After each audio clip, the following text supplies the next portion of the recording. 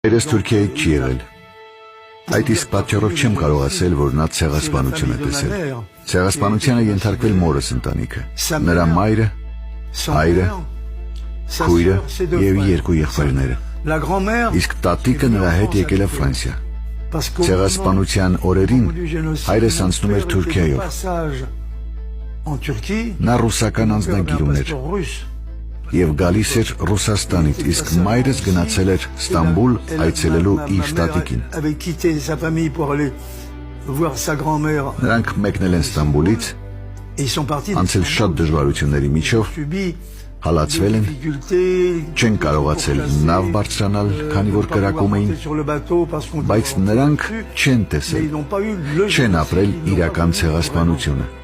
Նրանք այն ապրել են իրենց սրտերում, իրենց ընտանիքներում, բայց ոչ անձամբ։ Նրանք մեկնել են Սալոնիկ, քանի որ գաղթականներն անցնում էին Սալոնիկով։ Եթե ծնողներս լինեին Թուրքիայի նույն վայրից, միգուցե ընտանիքում ավելի շատ լացուկոծ կլիներ։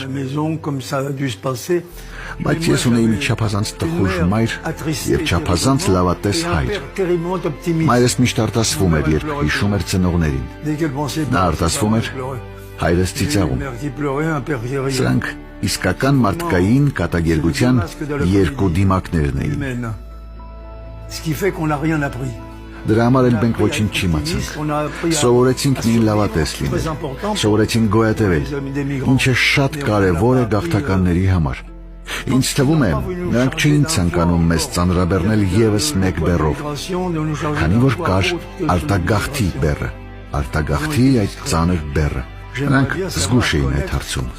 Ես շատ կուզենայի իմանալ, թե մորս կողմից արդյոք կա մեկը, որ ողջ է մնացել, բայց քանի որ ինձ ճանաչում են որպես ազնավուր, ազնավուրյան, Բաղդասարյանները չգիտեն, որ ես նաև Բաղդասարյան եմ։